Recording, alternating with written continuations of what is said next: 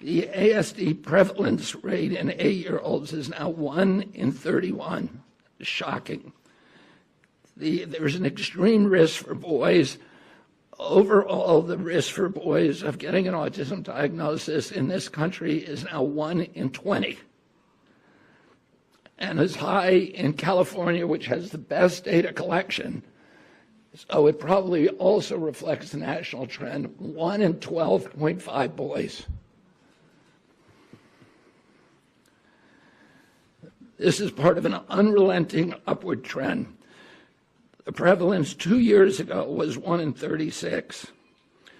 Since the first ADDM report in 1990, which was 1992 births, autism has increased by a factor of 4.8. That's 480%, I believe. The first ADDM survey was 22 years ago when prevalence was 1 in 150 children. In all the core states, the trend is consistently upward, and most cases now are severe.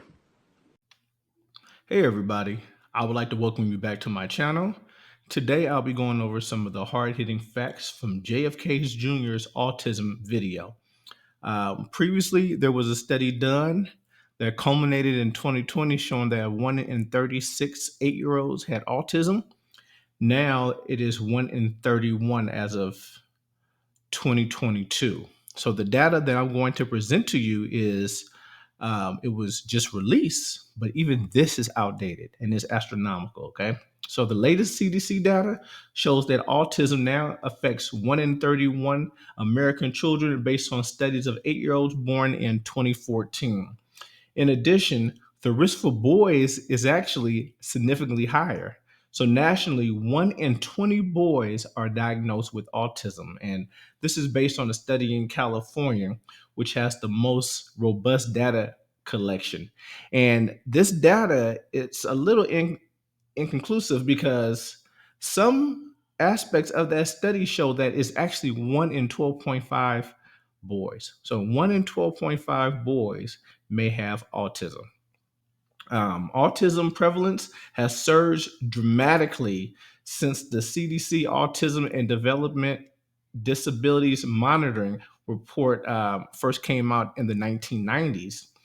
And data shows that there's been an increase in a factor of 4.8 times. So almost 4 times, that's 480%. In the early 1990s, autism prevalence was about 1 in 150 children. And today, it's at 1 in 31, which is data from, like I stated, 2022. Historical studies in Wisconsin and in North Dakota in the 70s and 80s found that autism rates of less than 1 in 10,000 children. 1 in 10,000. About 25% of the children diagnosed with autism are considered severe cases. So those are considered to be cases like nonverbal, non-toilet trained. So they can't be toilet trained. And then they have a lot of other stereotypical features such as head banging. They have sensory sensitivities.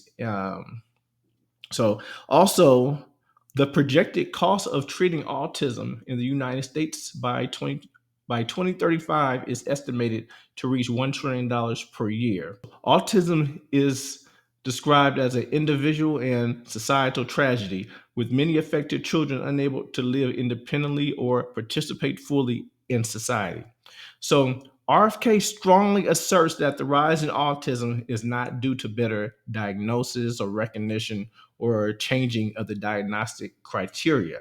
And he's referenced multiple studies and historical data to support this. He urges that autism is a preventable disease caused by environmental exposures, which is not genetic, stating genes do not cause epidemics.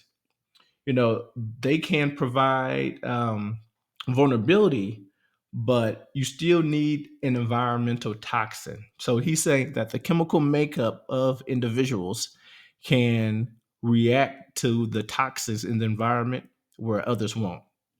RFK Jr. pledges to implement real-time data tracking for autism and to prioritize research. So instead of getting this data 3 years late, how it's 2025 now, and this data was from 2022, he's saying, hey, every month we're going to get up-to-date information.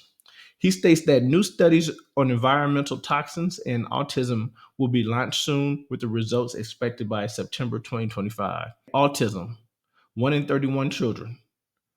For boys, it could be 1 in 20, but at the highest, California boys, 1 in 12.5. That is an increase of 480%. And historical data states that it was 1 in 10,000. And then severe autism cases are 25% of those diagnosed.